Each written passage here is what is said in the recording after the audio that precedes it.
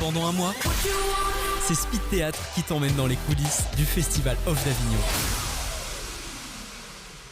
Salut Speed Radio, on se retrouve une nouvelle fois dans le cadre du Festival d'Avignon, cette fois-ci avec le comédien et metteur en scène Thomas Zuani, qui va nous présenter sa pièce Je ne suis pas un héros, qu'il joue tous les jours du 7 au 30 juillet, excepté les 11, 18 et 25, au Théâtre La Factory, 3 Chapelles des Antonins, à 17h25. Salut Thomas. Salut. Tout se passe bien ? Ouais, c'est super. Ouais. Bon, super, on rentre dans le Festival d'Avignon, c'est bon, ça a commencé, et toi justement, ça commence comment pour toi ? Ça commence sur les chapeaux de roue avec un premier spectacle, une première création, du nouveau, du tout nouveau pour moi, dans tous les points. Et c'est la première fois que je viens jouer au Festival d'Avignon avec un spectacle qui est très personnel et qui est du coup une réécriture du mythe d'Orphée. Je suis pas un héros. Est-ce que Orphée ça parle à tout le monde ou... Justement, donc ouais, je ne suis pas un héros, tu me parles de mythe d'Orphée, tu peux nous présenter plus la pièce, justement, tout son dénouement, enfin pas tout son dénouement bien évidemment, mais du coup la trame narrative, c'est vraiment de partir de ce mythe qui a été écrit il y a 2000 ans. Donc ça fait un paquet d'années quoi, et qui existait avant même qu'il soit écrit, puisqu'avant c'était une tradition orale, on se transmettait les contes de bouche à oreille. Et là, du coup, Ovide, mythographe, il me semble que c'est comme ça qu'on dit, il a écrit, il a couché sur un papier l'histoire de cette personne qui est descendue là où personne ne va jamais pour aller chercher sa bien-aimée Eurydice, qui était morte, mordue au pied par un serpent. Voilà.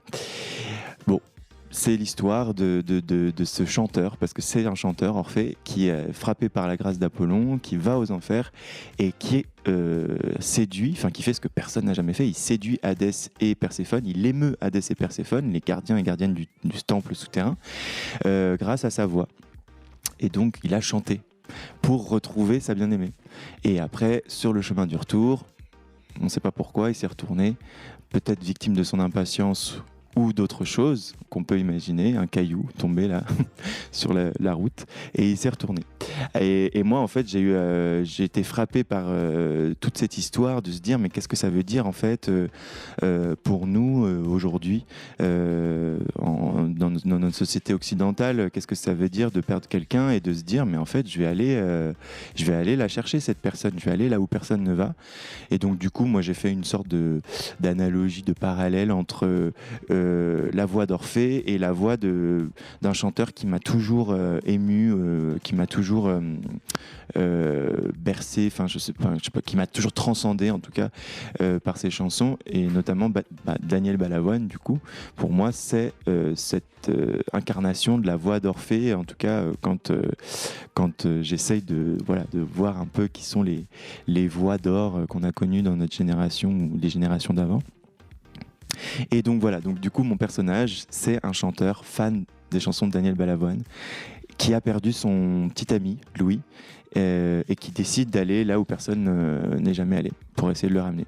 Super, alors tu le dis, on reprend le mythe d'Orphée, un héros grec, et le titre c'est Je ne suis pas un héros.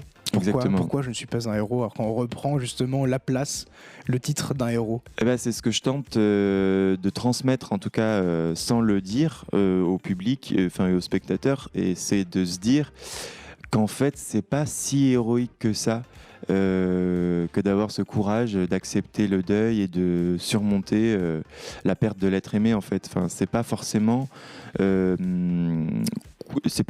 héroïque comme acte, mais c'est qu'est-ce que ça demande comme courage en fait, d'aller à l'intérieur de soi, au plus profond de ses enfers intimes en fait, ses enfers intérieurs, et d'affronter la peur d'être seul, la peur de ne plus être aimé ou de ne pas savoir aimer quelqu'un d'autre, la peur de se retrouver face au néant qu'est la perte de l'être aimé quoi.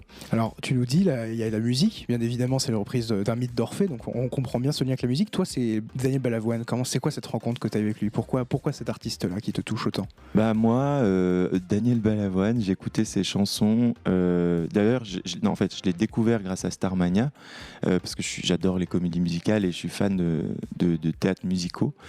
Et en fait, Starmania, c'était vraiment une comédie musicale que j'écoutais un peu caché chez moi, dans ma chambre. C'était mon petit secret à moi, quoi, que j'adorais. Et du coup, j'ai découvert Balavoine grâce à ça. J'ai écouté ses chansons et puis quand j'allais pas bien, je trouve que c'est vraiment des chansons à texte qui racontent des choses, qui transmettent des idées sur la vie, sur le monde, qui sont très importantes, et qui pour moi ont toujours résonné en moi d'une façon que je saurais pas expliquer, mais voilà, du coup j'avais à cœur de transmettre aussi ça dans ce spectacle qui est encore une fois un spectacle où je mets beaucoup de moi qui est très personnel et où c'était un peu mes influences aussi, mes références voilà, là en tout cas c'était une voix en or, donc je me suis dit bon bah c'est Balavoine. Ça aurait pu être Freddie Mercury aussi ou Prince, mais bon. Ce fut Daniel.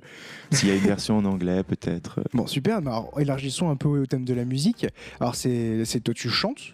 Voilà, c'est un autre moyen de s'exprimer. Tu sais, on voit bien que dans ta pièce, tu abordes différents sujets. Il y a un vrai message, c'est un voyage, une quête très introspective. Comment la musique et le chant, ça permet justement de toucher le public là où les mots simplement ou le théâtre simple ne pourraient pas le toucher? Moi, justement, de l'endroit où je prends le théâtre, c'est vraiment un endroit de comédien. Donc je me considère pas comme chanteur justement, mais il y a cette double lecture dans le spectacle où en fait au moment où je me mets à chanter, il y a aussi cette chose de se dire qu'est-ce que ça veut dire de prendre la parole devant des gens, mais d'une façon différente, c'est-à-dire en chantant. C'est quand même une façon, je trouve, de se mettre à nu.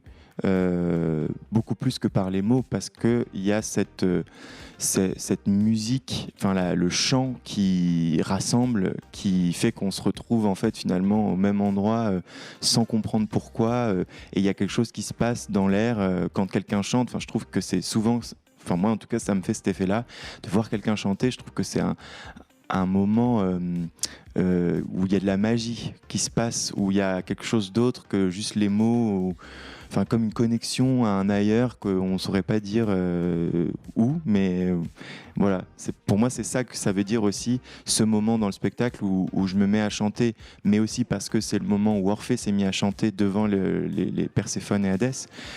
Et voilà, il y a cette double lecture là dans une forme un peu méta-théâtre et dans la narration fictive du mythe d'Orphée. On voit bien une pièce très riche. Alors il y a une double mise en scène. Il y a Chloé Zuffray qui t'accompagne aussi dans la mise en scène. Si tu as dit c'est une histoire qui était très personnelle, comment on arrive à co-mettre en scène une pièce comme ça qui nous est aussi personnelle, partager des moments avec quelqu'un d'autre et arriver justement à s'exprimer là-dessus à travers une pièce?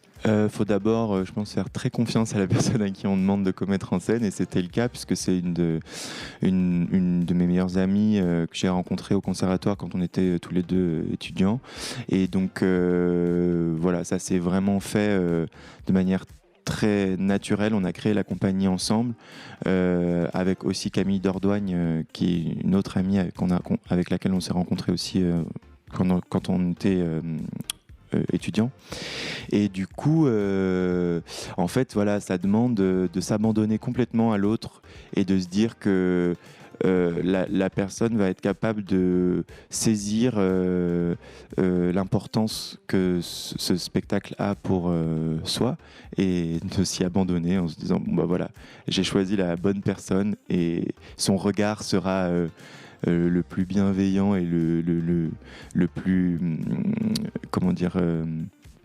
sensible possible pour mettre en avant ce que j'ai envie de dire, quoi. Et on a l'impression que ça fonctionne, ce travail d'équipe. C'est donc, tu m'as dit, c'est ton premier Avignon où tu présentes ce spectacle-là. Donc un public que tu découvres. Est-ce que tu vois, c'est une réception, tu arrives justement à toucher ce public à travers ton histoire? Tu sens que c'est les gens ils sortent hyper émus. À chaque fois, on me dit que c'est très émouvant, et en plus, on me dit que c'est une forme qui est particulière pour Avignon, parce que je cherche pas à faire de la performance, ou je cherche pas à avoir un jeu d'acteur très poussé, dans le tragique, dans les larmes. C'est vraiment un peu mon ADN de comédien, de la douceur et de l'émotion et de la sincérité, quoi. Vraiment, j'ai l'impression de pas tricher sur scène, et peut-être c'est en ça aussi que les gens sortent et arrivent à se retrouver. Et en même temps, c'est aussi ma volonté avec un mythe, que ce soit universel et que tout le monde puisse s'y retrouver, et que voilà, peu importe notre histoire, en fait, il y a un moment où on va se dire ah oui, bah, cette histoire d'amour, je la comprends, cette histoire de deuil, je m'y retrouve. Parce que ça parle de la vie aussi, quoi. Alors c'est un voyage, on aborde plusieurs thèmes, le deuil, l'acceptation, mais alors, au premier abord on a l'impression d'avoir un registre tragique. Est-ce que tu abordes d'autres registres pour nous faire voyager dans les sentiments, les émotions ? C'est aussi un spectacle drôle, comique, qui commence sur une note absurde, quoi, complètement, où on se demande où est-ce qu'on est. C'est un discours d'enterrement qui rate complètement. C'est-à-dire que vraiment, il prend la parole, il se rend compte qu'en fait, il n'a pas écrit le discours en anglais alors qu'il s'adresse à une famille anglaise, parce que le personnage, du coup, je me raconte qu'il est anglais. Il sort son discours de sa poche, le discours se déchire, il essaye de le poser sur un pupitre qui se casse la gueule, enfin voilà, rien ne va. Et ça, je trouve que du coup, c'est un contre-pied aussi au mythe qui est plutôt triste et tragique. Et donc, en fait, c'est aussi comme ça qu'on travaille dans ma compagnie, avec Camille et Chloé, justement, c'est de raconter des histoires en prenant le contre-pied de ce qui est joué. Enfin, de jouer le contre-pied de ce qui est dit, plutôt. Enfin, je sais pas si ça se comprend comme ça. Mais voilà, l'idée, c'est de pas faire du pléonasme en prenant une histoire triste et en la jouant triste. Bon, on se dit, on va faire le pari de raconter l'inverse pour ensuite que l'histoire vraiment frappe au moment où on s'y attend le moins, quoi. Alors, un voyage plein d'émotions et de sentiments. Est-ce que tu as des réseaux sociaux où on pourrait justement en savoir davantage ? J'ai créé une page Instagram pour ce spectacle, justement, en me disant que ça pouvait... je raconte un peu l'historique, donc j'essaie de l'alimenter pendant le festival. C'est un peu dur de tout faire, mais il y a une base où voilà, je raconte d'où l'idée m'est venue, quelles ont été les étapes de création. Et voilà. Sur Instagram, c'est je.ne.suis.pas.1.héros. Et sinon, après, on a chacun notre page Instagram où on peut voir aussi notre univers. Voilà. D'accord, super, merci beaucoup Thomas Zuani. Je le répète, donc tous les jours du 7 au 30 juillet, excepté les 11, 18 et 25, au théâtre La Factory 3 Chapelles des Antonins, à 17h25. Je ne suis pas un héros. Merci beaucoup. Merci. Du mix et du théâtre, c'est Speed Radio. Découvrez toutes les émissions et podcasts sur le www.speed-radio.com.